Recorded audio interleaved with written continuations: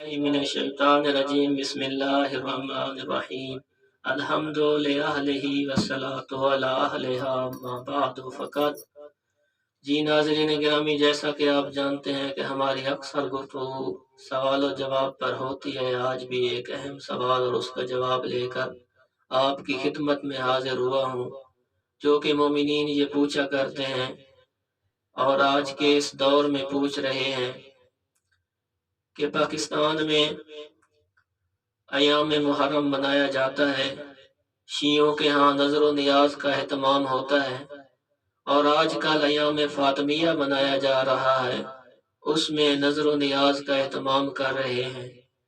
کیا کسی معصوم نے اس کے بارے میں کہا ہے یا صرف یہ شیعوں کی رسم ہے؟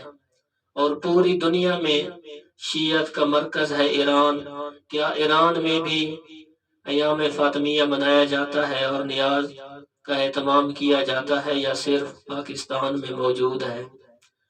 ناظرین گرامی، ایران کا ایک شہر ہے کرمان کا رہنے والا ایک شخص جس کا نام الحاج ماشاءاللہ نجار، جو کہ اس پچھلے سال ہی اس کا انتقال ہوا ہے، اور اگر آپ انٹرنیٹ پہ الحاج ماشاءاللہ نجار لکھیں تو حوالے بہت سارے موجود ہیں اور داستان پوری موجود ہے۔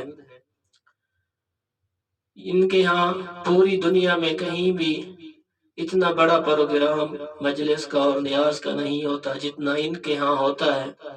جب ان سے پوچھا گیا کہ اتنا بڑا اہتمام کہاں سے کرتے ہو، اتنے بڑا خرچ اخراجات کہاں سے ادا کرتے ہو، تو کہتا ہے میں جیب سے ایک روپیہ بھی نہیں لگاتا، مجھے نہیں معلوم کہ پیسے کہاں سے آتے ہیں اور پروگرام کیسا چل رہا ہے۔ کہتا ہے آج سے تقریباً 50 سال پہلے میں لکڑی کا کام کرتا تھا، تعزیے بناتا تھا، جھولے بناتا تھا، علم بناتا تھا، ممبر بناتا تھا۔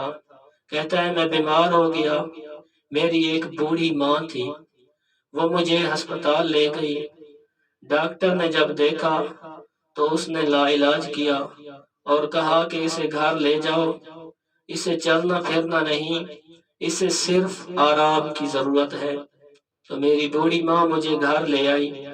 کہتا ہے 1-2 ماہ نہیں بلکہ میں 4 سال تک بستر پر پڑا رہا۔ جب آخری دفعہ میری ماں مجھے ڈاکٹر کے پاس لے گئی تو میرا جسم پھول چکا تھا اور جسم میں کیڑے پڑ چکے تھے، تو ڈاکٹر نے کہا کہ اسے گھر لے جائیں اور اس کی دیکھ بھال کریں، چند دن کا مہمان ہے یہ۔ تو میری بوڑھی ماں مجھے گھر لے آئی، اتنے میں ایام محرم شروع ہوئے، تو میری ماں نے مجھے کہا بیٹا میں مولا حسین کی مجلس پر جا رہی ہوں، میں تجھے حسین بادشاہ کے حوالے کرتی ہوں۔ میری ماں چلی گئی۔ کہتا ہے پہلی محرم کا دن ہوا، دوسری محرم کا دن ہوا۔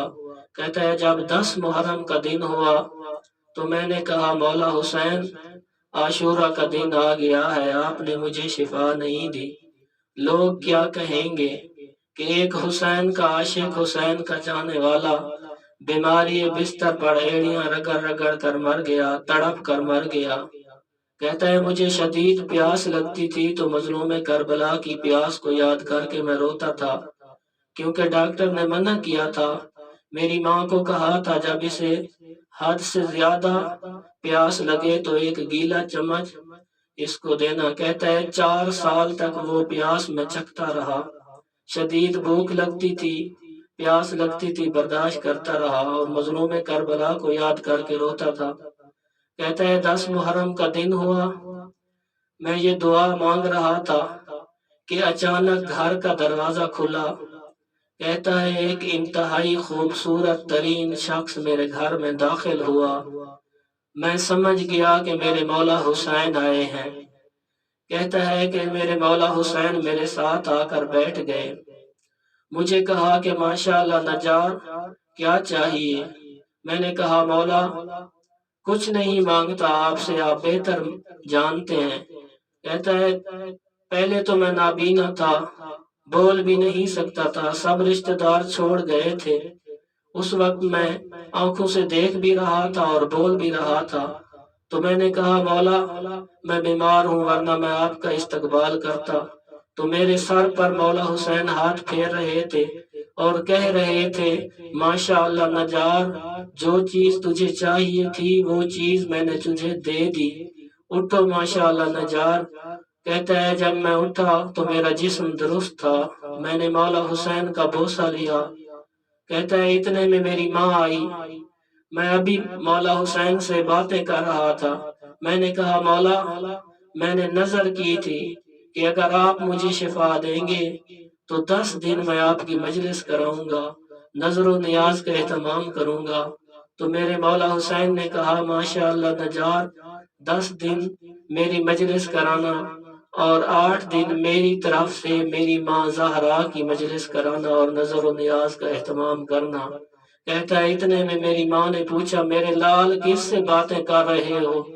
मैंने कहा अम्मा आइए मेरे मौला हुसैन आए हैं।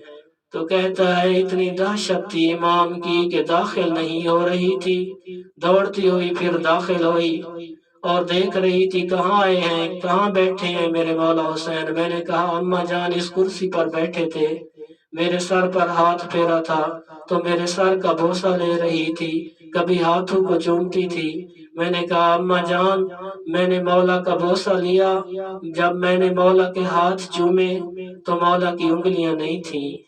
दुआ गो हूँ कि अल्लाह ताला हमें सीरत हुसैन पर अमल करने की तौफीक अता फरमाए।